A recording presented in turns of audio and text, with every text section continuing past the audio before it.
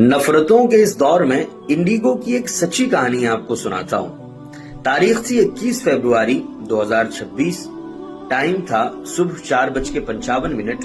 Flight थी 6E5182 Ahmedabad to Bombay.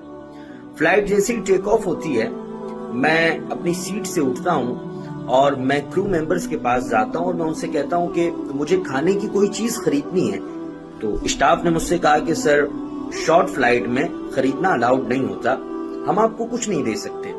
तो मैंने उनसे कहा कि मुझे रोजा रखना है।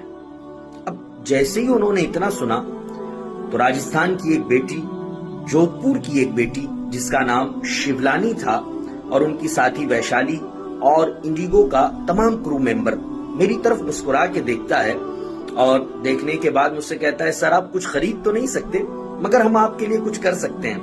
तो मैंने कहा जी। उन्होंने अपनी जो खाने की उनकी चीजें थी वो निकालती हैं, जिनमें फ्रूट्स थे, ड्राई फ्रूट्स थे, मखाना, जूस, डेट्स और भी बहुत सारी चीजें थी।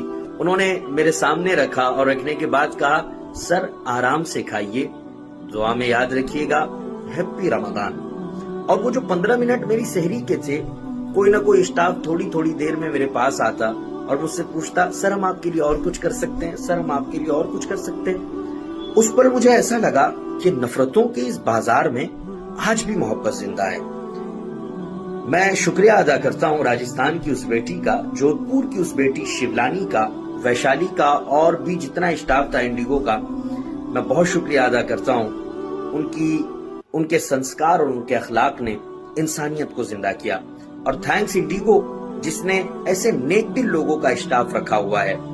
फ्लाइटें सिर्फ उड़ान नहीं देती, बल्कि बहुत अच्छी अच्छी यादें भी देती है।